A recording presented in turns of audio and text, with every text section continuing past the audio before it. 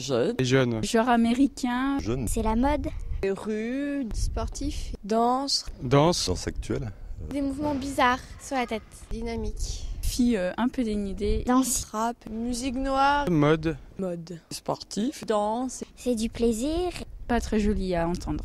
Américain. Très difficile à faire.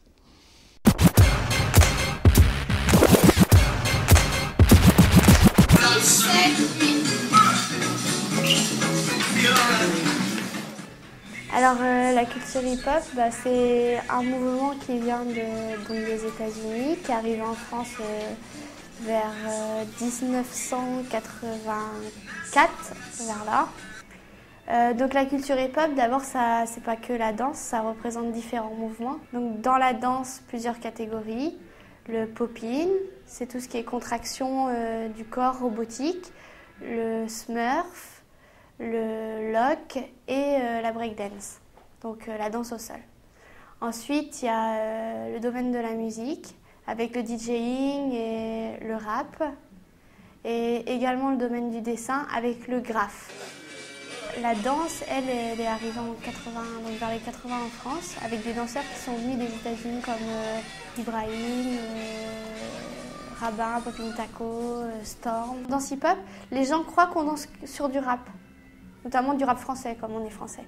Alors qu'en général, les vraies personnes de la culture hip-hop n'aiment pas trop ce genre de musique-là, médiatique, qu'on dit hip-hop, alors qu'il n'y a rien d'hip-hop, il n'y a rien de la mentalité derrière, parce que c'est c'est pas un mouvement qui revendique l'argent, le sexe et tout ce qu'on voit à la télé, les belles filles et tout ça. Nous, on danse essentiellement sur de la funk des années 70 et qu'on précise qu'on appelle breakbeat. Donc ça peut aller loin parce qu'on danse sur Aretha Franklin ou sur des choses comme ça. Moi, je vais vous parler en fait des différentes étapes, donc des différents tricks entre guillemets de la danse hip-hop. Donc un tricks, c'est une figure ou une étape en fait dans la danse. Donc on distingue sous ces trois formes. Il y a le debout, la danse debout. Il y a les descentes, ce qui accompagne sur le sol, et le sol. On distingue beaucoup de formes de danse. Donc il y en a beaucoup qui sont improvisées, beaucoup qui sont apportées par la salsa, beaucoup qui sont apportées par la capoeira, beaucoup qui sont apportées par le rock maintenant, par le rock acrobatique, beaucoup par la house sur les tempos.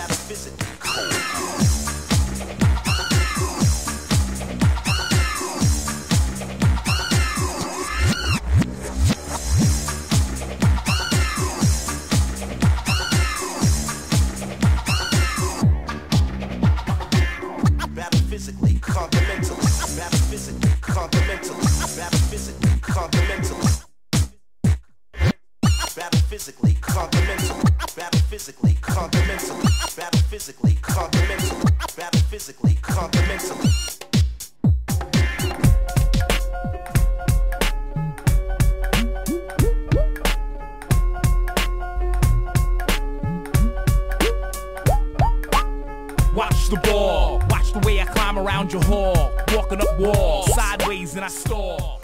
La culture hip-hop, bon alors on assimile ça très vite à casquette, baggy, basket et tout le tralala. Mais faut pas tout mélanger parce que le baggy, la casquette, c'est devenu une mode vestimentaire de société.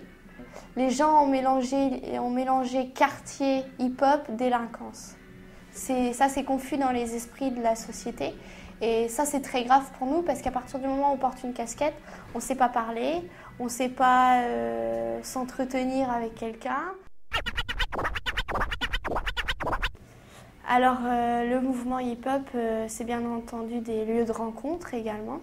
Donc, notamment avec le battle. Donc, le battle qui signifie défi, donc où deux équipes où 2 personnes s'opposent. L'origine du battle, c'est vraiment le conflit parce que aux États-Unis, à la base, quand il y avait des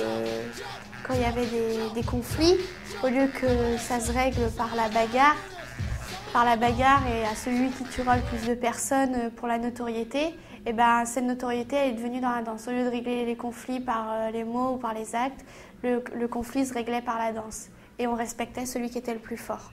Le battle, ça permet aussi entre danseurs de se faire connaître et avant tout le battle, c'est l'échange entre les danseurs. C'est l'échange des danses.